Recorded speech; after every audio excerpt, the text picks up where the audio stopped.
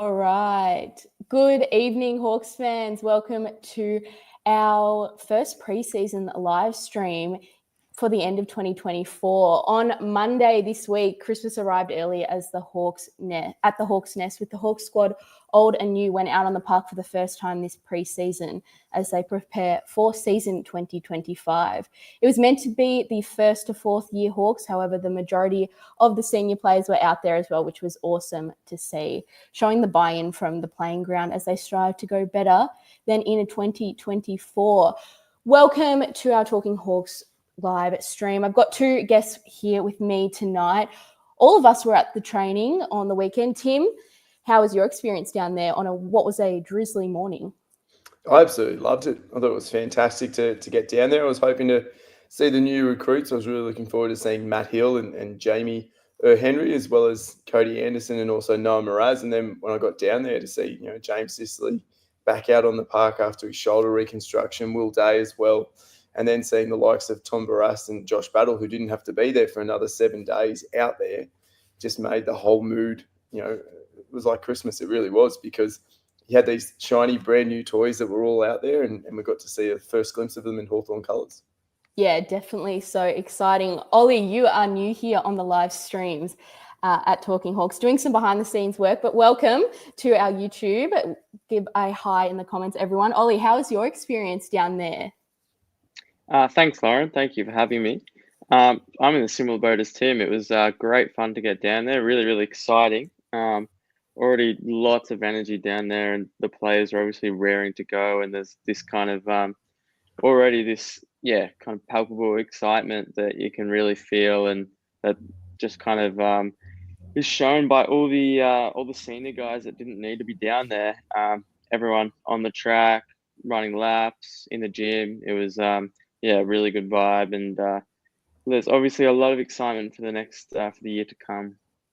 Yeah, exactly. So if you're watching at home, leave us some questions in the comments. We can try to answer those to the best of our ability on what went down on Monday. But we started with a time trial, which, I'm sure they don't love, but they looked pretty good. They looked fit and raring to go. Tim, what did you notice during those runnings? Yeah, it was really interesting with the time trial because it was broken up into 4 different groups. So you had your Group A, which is where you had your exceptional runners. So in terms of that, you had CJ, you also had Finn McGuinness, your Josh Wards. Jack Scrimshaw was in that group, as well as Jai Sarong, which is fantastic. Being able to see those type of players that, who are key position players, as well as Max Ramsden in that group was fantastic to see. And then Group 2, we had Jai Newcomb, who looked fantastic, having been over to Texas at the in the Dallas training for the 10 days while he was over there. He looked in tremendous nick. But the ones that I love seeing, Josh Battle comes across from St Kilda, and he was in their top 3. Mm-hmm. And I don't think, based on what we saw on Monday, Josh was in Group B.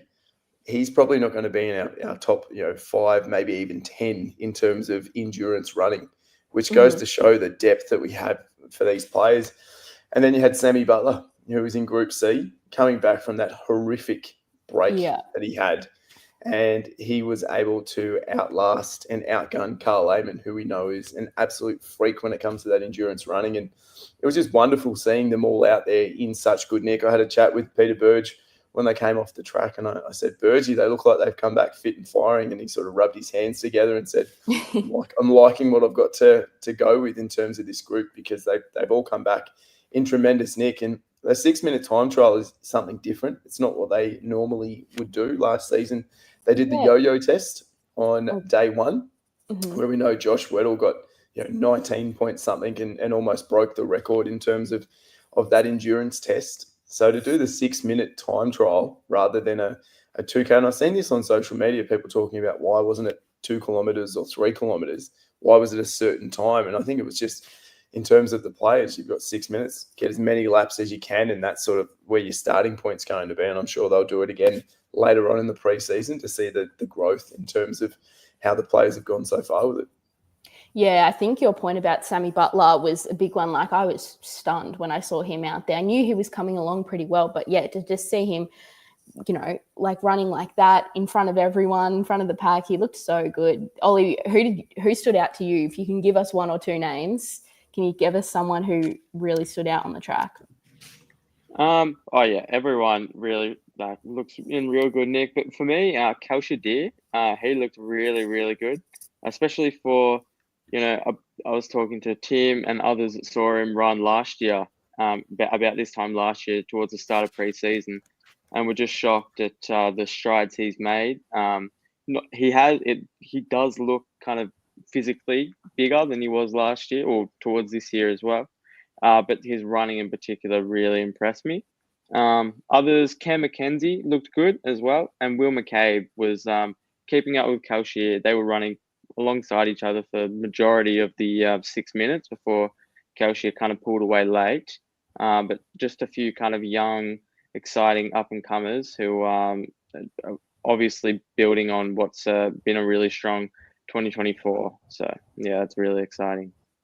Yeah, I think we've got a comment from Harvey there talking about how good Ginnivan looks. That was hard to ignore for sure. He's never been the one at Collingwood to be, ripped and huge muscles and everything, but he's come back looking really fit and strong and ready to go, looking to have, take his season to the next level, have a few more games like that Collingwood game he played in. So, yeah, it was good, really good to see. I think we've got a message from Cody in there saying, how did Weddle look? Now, tell me if I'm understanding right. He was there but was sick, so didn't participate in any of the training, Tim? Yeah, that's correct. So he had a virus. So he was at the club, but he was not out on the park with the rest of the players. And there was a comment a bit earlier up from Cody who said it looked like a lot of players turned up that weren't required. Out of the 44-man playing list, I think we had 5 players who were not there on the day on the park, and 2 of those players were up in the gym and did a gym session. So nice. In terms of that, I think there's a lot of positives. And Jack Ginnivan, my goodness, watching him in that 6-minute time trial, we know that endurance running is not one of Guinea's strengths, but he came back in absolutely ripping nick. And it wouldn't surprise me if we see him potentially getting some minutes in the midfield. Oh, interesting. That's a very big call. Would love to see that. He has been playing up around there, especially, in the later games. So I think, it seems a transition that could be likely. Should we have a quick run through? I think we've touched on most of them, but let's go a bit more in depth on the new players at the club. So, Tim, you want to talk about Tom Barrass? We did touch on him, but he was in the, I guess, injury squad. I noted that that's the tallest injury squad I've ever seen in my life, because it was Barrass, Mitch Lewis, Blank, and Sicily. Is that right? Yes, that's correct. So Tom Barrass didn't have to be there. Mm-hmm. He wasn't expected to come back, but we had a chat with him afterwards, Ollie, myself, and a group of people who were there on the day. And he was telling us that the reason he's actually come back early is he's heading back to WA for a wedding on the, I think he said it was the 5th of December. So rather than starting late, he decided that he'd do 12 days at the club, fly back for the wedding, come back and do another 12 days before the preseason finishes. And that was his logic behind it. There's been a lot of chatter and a lot of conjecture amongst Hawthorn supporters about his back and what's he going to be able to do and how's his back going to work. And he said afterwards that, in terms of his back, a lot of it was media beat up. And that's sort of the games that are played when it comes to trade. He didn't say who, I guess, the games come from or which side, but he was saying that in terms of his back, he's like any other 28 or 29-year-old who's been playing Aussie rules football for a decade. It will need to be managed. He will need to manage his body, and there will be times where they need to monitor him. But he said that he believes he's right to go. He looked really good while he was out there in terms of his running, just seeing the size of him. You go, if we had him in that Port Adelaide semi-final, we make it the following week to the SCG to play the Swans in the preliminary final. Lovely, very lovely person. Was happy to have a chat and really looking forward to what he's able to do, because I think with his knowledge, both on field and then also his professionalism off field, he's going to be able to take some of those younger players we have, like Will McCabe and Noah Mraz, under his arm and sort of guide them to the future. Mm-hmm. Yeah, so let's have a touch on a few of these blokes. I know Ward went well in the time trial, as he has done. I think he's been around the last couple of years. What did you see, Ollie, in the likes of Ward and Hustwaite, some of those guys that are just that tier below the likes of Warple and Newcomb and Daisy and stuff, and have been getting a bit of time stuck in Box Hill recently just because they can't crack in? How did you see those blokes? Yeah, they were all really impressive again in terms of the running. Ward did come in second in Group A and really was threatening to come first. I think if we went for 7 minutes rather than 6, I'd probably have my money on him just pipping CJ. Oh, nice. Yeah. Yeah, he really shot through at the end. We kind of, as they came from the far side of the oval to closer to the grandstand, everyone was a little bit like, wow, that's Josh Ward's really caught up there. His physical size as well is something I really noticed. And that's, I think that's something a lot of Hawks fans touched on last preseason as well. So he's obviously on a good program in the gym and really putting a focus on bulking up and maybe being able to really cement down a position in the midfield as an inside mid, like he played a really, really important role as in that qualifying final against the Dogs. In terms of Hustwaite as well, especially when we moved to the drills focused on kicking and handling the ball, I did really notice for a player that's kind of got a bit of a reputation as someone that uses his hands over his feet. He was kicking the ball much more and really clean with those kicks as well. So if that's something he's kind of really put a focus on and can add to his game just a little bit more, I would not be surprised at all if he really knocks down the door along with players like, Josh Ward, Cam McKenzie, Finn McGuinness as that kind of final midfielder rotation in 2025. Yeah, I think a lot of Hawk supporters may have forgotten about Hustwaite because he really has a big ceiling, in my opinion. And I've seen him play at Box Hill and go really well. And he's just fallen down the wayside with all those midfielders we've got kind of in and around that at the moment. But I think, hopefully, I think I predicted start of this year that it was going to be his breakout season. I'm hoping maybe gone a bit early on that, and maybe 2025 will be that, because I do really have high hopes for Hustwaite. Seeing a few comments about Will Day. Let's touch on the Wizard first. Let's go. So the Wizard, this is nothing to do with his height, but I genuinely don't think I saw him. I know he was there running around. So Tim, tell me what I missed. Yes, the Wiz was definitely there. In terms of the 6-minute time trial, probably wasn't his best in terms of that. Mind you, first day back, so could have just been easing into it. But where he definitely stood out was in the skills. Mm-hmm. So we know that the conditions were quite greasy, and he just looks class every time he goes near the ball.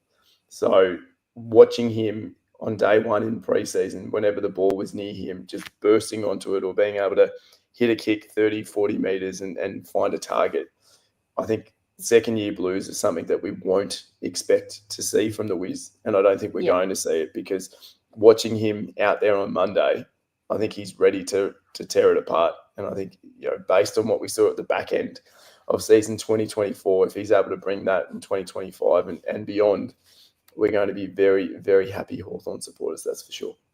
Yeah, I mean, that the time trial, more endurance type running is never going to be his strong suit. We never saw Poppy or Cyril up in the top 3 or 5 of those type of time trials. So it's good to see that he's shining and standing out as he normally does in the skills. But it's going to be a really exciting year. And as you said, the second year blues will be thrown around plenty, I'm sure, without opposition supporters wanting to tear the poor Wiz down.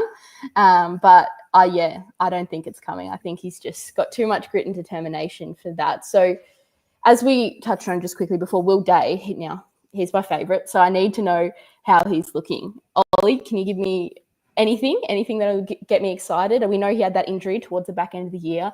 Unfortunately, he missed out on playing his first final series, which is upsetting, but which should make him extra hungry to come back next year. What do you see, Ollie? Yeah, I think extra hungry is probably a pretty good way to summarise his first session out on the track. He just really looks to be running on top of the ground. Doesn't seem to be affected by that injury and the complications of that at all, really. I think in the skills work, his skills were, as you'd expect, just top notch, really clean, especially above his head was something that I noticed. So that is a little bit of a point of difference for him compared to some other midfielders, and yeah, that's something that definitely stood out. Was really strong in the running. Just it didn't look to be struggling too much at all. And I think based on one session, I think we can expect probably even a bigger year in 2025. And fingers crossed, he doesn't have to deal with any of those injuries. But I think in terms of high up in best and fairest and high up in the Brownlow even, I would be putting my money on Will Day, definitely. Yeah, I hope so. I think I just wanted to, before we get to Kelsha, Tim, you might be able to give us a rundown on when he's due back, because I don't think he's back to full contact training yet, is he? Well, he's not back to full contact training, but he was certainly doing some one-on-one work down in the goal square with Sam Butler. Oh, nice. Yeah. So the two of them obviously coming back from injuries, varying and differing injuries for sure, but the two of them were down in the goal square where Will was being the forward and Sammy Butler was being the defender, and Will had to sort of get past him, and there was sort of jostling and a bit of contact there, which was great to see. Unlike, we know that the Mitch Lewises, the James Blanks, the James Sicily, and also the Tom Barras, they were off in that rehab group, or in that group that was sort of away from the rest of the group, who didn't do any of the contact or the main ball handling skills, whereas Will was involved in those. So I believe the club is just going to be easing him into it, but it wouldn't shock me to see him before the end of the pre-season in the lead up to Christmas anyway, being out there and getting involved in some of the contact sessions that they might do.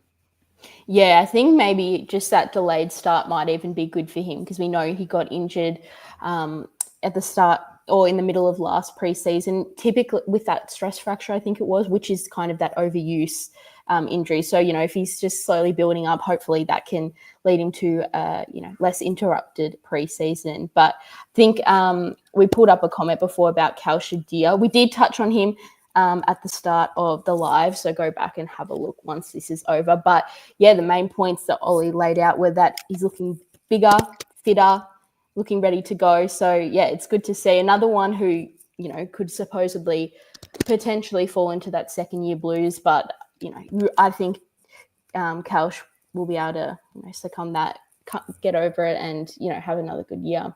Yeah, let's move on to Cody Anderson, another newbie running around. Well, he's not actually really that new, is he, Tim? He's been around for a while. I saw him at a Box Hill game or two, but yeah, some are calling him Newcomb the second, Newcomb except blonde. What are your thoughts, Tim?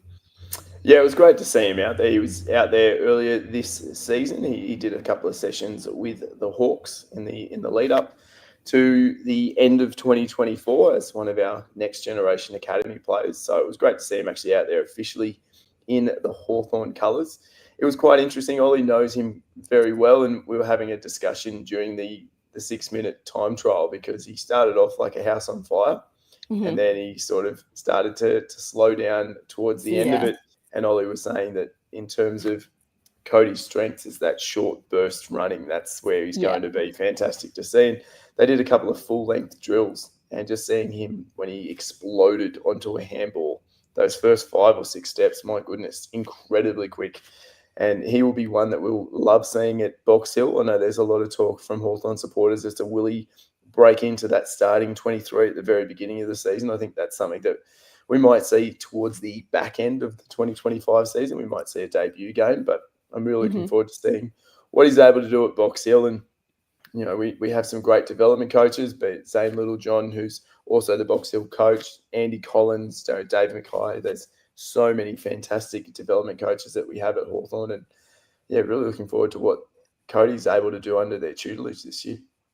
I might just add, there was obviously a particular focus for Cody to kind of shadow and also just go head to head with James Warple throughout the whole session. So they lined up together in some tackling drills, also some one-on-one contested work as well. And it's obviously kind of a nod to a similar body type. They're both big-bodied mids, and that body type is a strength for Cody already. So I would say essentially already got an AFL-ready body. And if you can just get that aerobic base up, which is sure to come after a couple of off-season periods and also just training within season. That's one that just a quick comparison. Obviously, the Newcomb Anderson comparisons are being thrown up, but Hawthorn within closed doors, there's obviously kind of a correlation that they see and potentially a partnership between Warple, Anderson, and then the rest of the midfielders at Hawthorn. Yeah, exactly. I mean, you know how much the club values that kind of mentorship program with Gunston, working with Deary and alike. So yeah, I think, you know, that makes sense. I mean, he'll be a good watch at Boxhill at the start of the year. And as you said, if we were to see him, probably more likely towards the end of the year. But yeah, as we talked about earlier, there is that big, you know, kind of long line of midfielders, and there's so many worthy blokes to come in and be that, you know, fourth or fifth mid. So it's going to be a tough ask, but nothing better than competition at the selection table. The other draftee we picked up is Noah Mraz. Bit of a shock for some supporters, including myself. Why are we taking key defender? We're just bought into what's happening.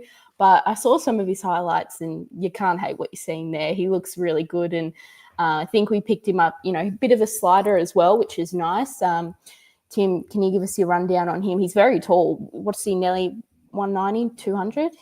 Yeah, 198 centimetres, incredibly fit. So when they did that six-minute time trial, he did tremendously well. So he was in the group. He was in Group C with Cody and Sam Butler and Carl Amon, and Noah did a fantastic job. When it came to that, I was talking to a couple of people within the Hawthorn Footy Club, and we were talking about Noah Mraz and how he sort of came out of nowhere. He didn't seem to be a player that we might take.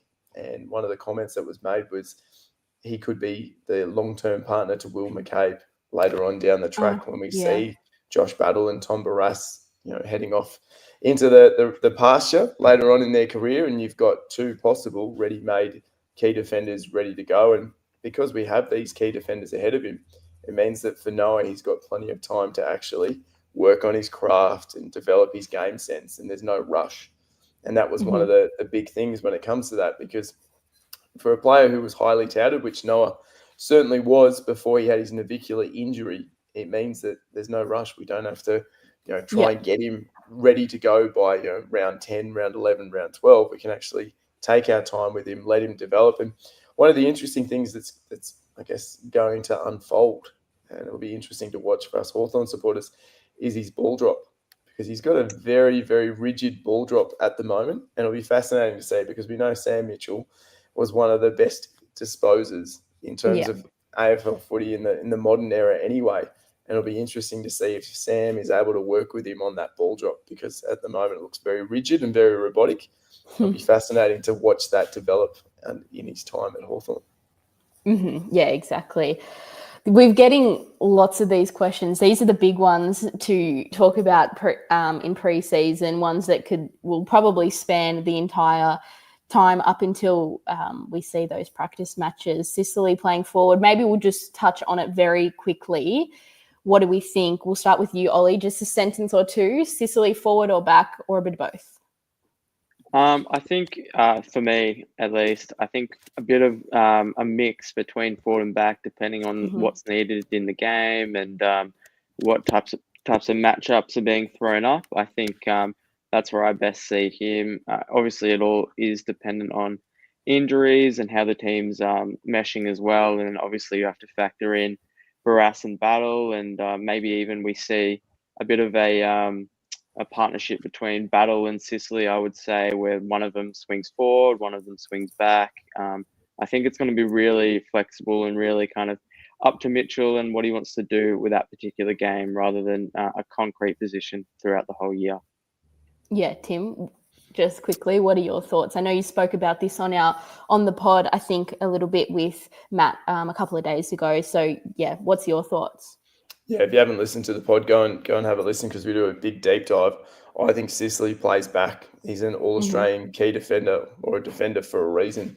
And I think taking him out of that back line when you know he can hit those 50, 60-metre sizzling passes that break open opposition zones, I think it would be crazy to move him. So I think he stays back, and I think we see Josh Weddle, going forward, which is what I commented on, mentioned in the pod, and I think Jake has also mentioned that seeing Josh Weddle as centre half forward could be a really different look, and I definitely am on the same path with you in terms of that one.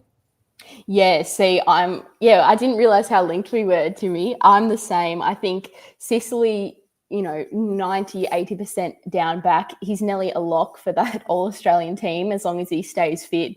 If he can, play that roaming role down there that he has played in previous years, with even better defensive stocks than we have seen in the past at the Hawks. And I'm a big proponent of Weddle up forward. I know that's a pretty dicey one because he did do some great work off that back line last year, and his run and carry is great. But I think he's a good kick, but sometimes struggles hitting a target off a nice big run. So I'm sure he's working on that, and that'll come soon. But would love to see him up forward. I really hope he does just a little bit of work down in that position during this preseason. Would love to see him because we saw him a couple of times in there during games, and I really like the look of it. But just before we probably try and wrap up, just throw any more questions in the comments if you want us to get to it before we finish. But I think we've got two more new faces to touch on. First of all, we'll go talk about Matt Hill. So he's a rookie coming from the Melbourne Storm. I don't know how much footy he's done, but obviously extremely fast. I know that's his number one trait. I think I saw him maybe a little bit struggling in that running laps around Waverley. Just maybe got a little bit of has to work on his endurance is what I'm trying to say. Tim, do you want to talk about Matt, what you saw? Yeah. So in terms of Hilly, he was playing in the Northern Territory as a 15-year-old in the seniors. So he's definitely got some wonderful skills that are going to translate. So he's had a really good grounding in Aussie rules football before he went to the Broncos and then to the Melbourne Storm, where he was playing in their Jersey Flex, so their under-21 team, before deciding that he wanted to come back and play Aussie rules. And it was really interesting watching him because he was running laps, and there was three players in a particular group that were running laps. You had Lloyd Meek, who we know is an aerobic beast as a ruckman. Mm-hmm. Then we had Jamie Henry, who is one of our new Category B rookies. And then we also had Matt Hill, who's the other one of our Category B rookies. And I reckon it would have been on maybe lap 3 or 4 that they ran. You could see that Meekie broke the other two, and they sort of slowed right down. But it goes to show that, when you've had so many pre-seasons like Lloyd Meek has had compared to someone who's just coming into the game, it's going to be very difficult and very tricky for them. But when they started doing some of the shorter drills and some of the ball work, watching Matt Hill, my goodness, blink and you miss him. He was quick as a flash. And I think if he's able to learn some of the systems and structures that we have, as well as continuing to build his tank, he will be a delight to watch, starting off at Box Hill, and who knows, he might even get a game or two for Hawthorn later on towards the end of the 2025 season. But I think one of the things I love seeing about Healy was just this big smile on his face. He just looked like he was having the time of his life. And that's what you want. You want to come to a place, and we say, we're a happy team at Hawthorn. And when you see the players out there, even when they're slogging away, in the preseason with these big smiles on their face, as a supporter, you can't help but smile yourself. Yeah, maybe a quick question for Ollie. Where do you think someone like Matt Hill will play? Is he small forward or, in that forward pocket? Is he a winger? What do you think? I think just that quick burst of speed, and obviously the footy skills that he already has, which surprised me for one that I didn't know much about him going in. I was really impressed with already, particularly his kicking. I think that's one that could easily be turned into a really, really dangerous small forward, kind of in your Popoloflo mold, with his speed, ability to apply pressure. I think by all reports, he's got some real good tackling intensity as well. So I could definitely see him as that pressure forward who's able to bob up and kick your 3 or 4 every now and again, and just an excitement machine as well. Give you 2 or 3 moments per game where you're just like, wow, there's only 1% of AFL players that can physically do that. So that's where I would like to see him. Yeah. I was going to say, in terms of Yeah. Healy, you can now add him to Cody Anderson, Jai Newcomb, and Connor Nash in terms of blokes that you don't want to get tackled by. That's for sure. Yeah. Oh yeah. Yeah, I was going to say, I mean, you would assume that with the rugby background, but it's nice to see that, you know, he can show that on the footy field as well. Maybe if he is to play that kind of small forward, we know Luke Bruce had a bit of that rugby background when he was younger, so helping him to make that transition as well, you know, as a mentor, which would be really interesting. We've got one last new face to talk about, and that's a guy we've mentioned a couple of times now, is Jamie Henry. And Tim, we've got a bit coming up with Jamie, I think. Is he going to be featured on one of our podcasts very soon? Is that correct?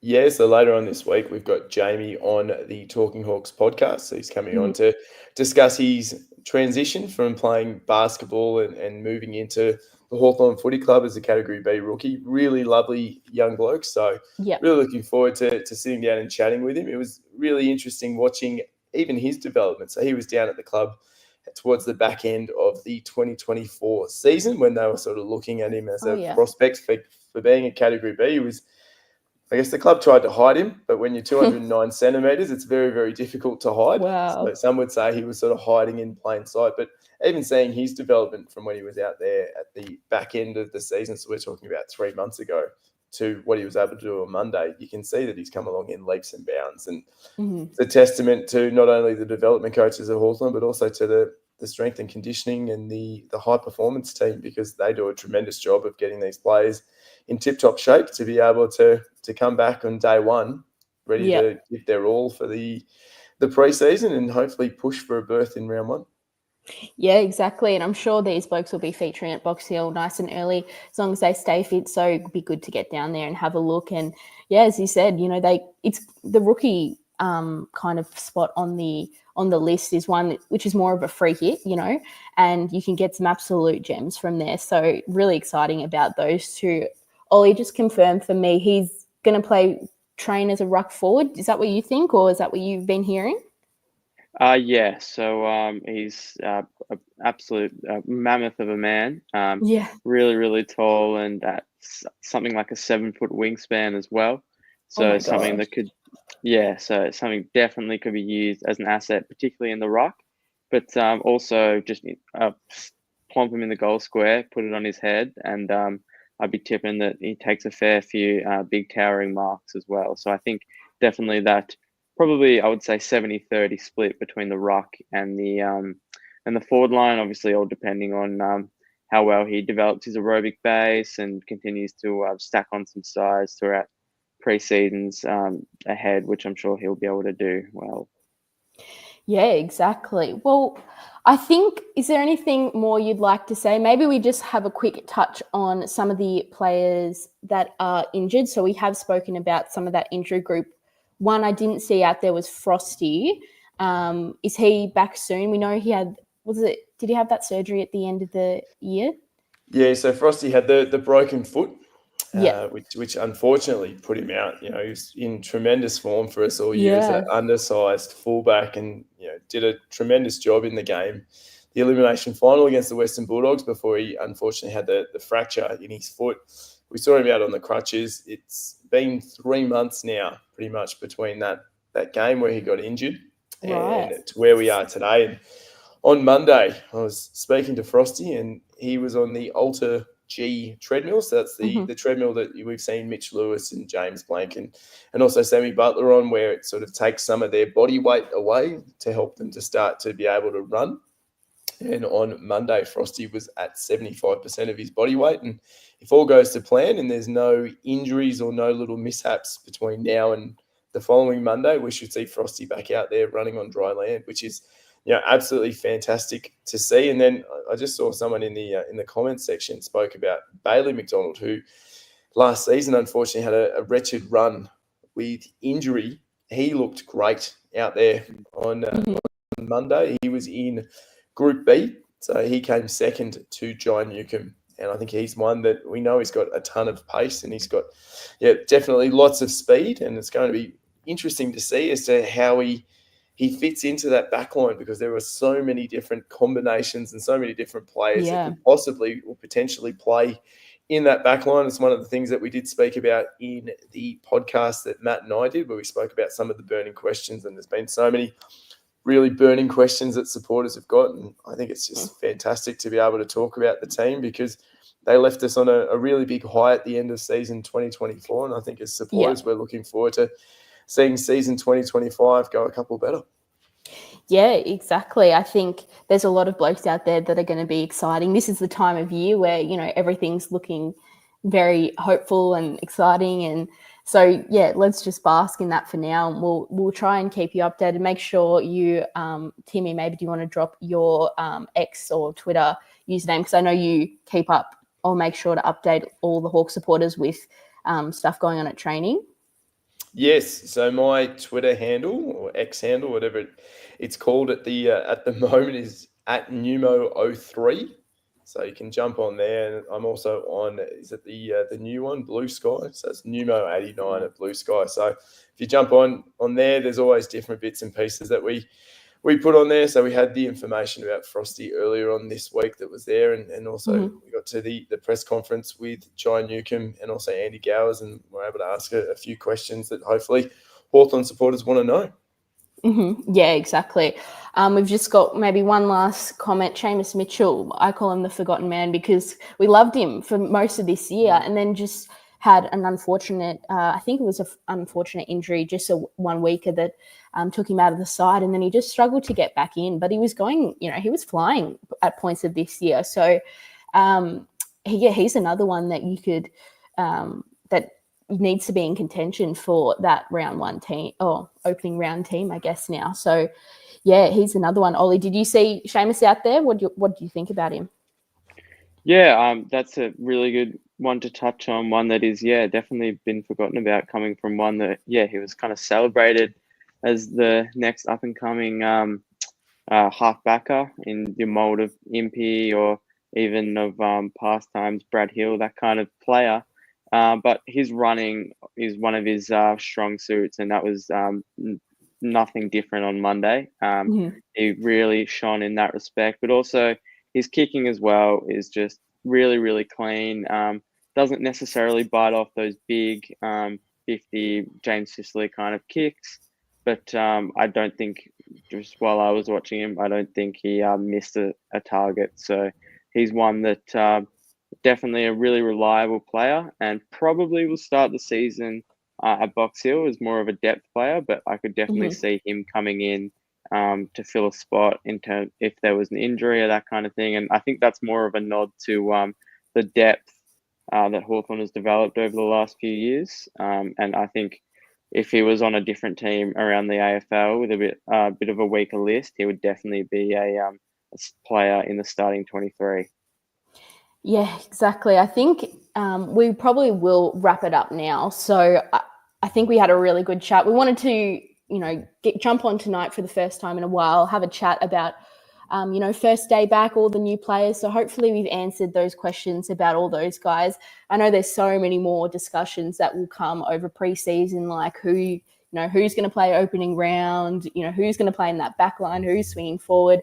So I saw a few of those come through, and I'm sure we will get another live stream up and running, maybe before the end of the year, start of the year, where we'll have all those conversations, and we'll be, around when all those practice matches happen, which I think I heard there was maybe 2 official practice matches this year. And of course they have the intra-club matches, which are always fun to watch. So thank you for joining us here tonight on Talking Hawks for our first preseason chat of the year, which is always so exciting. So make sure you like, subscribe, get involved, follow us on all the other social medias, and just keep in the loop with us, because we will be, coming to you when we can with new information.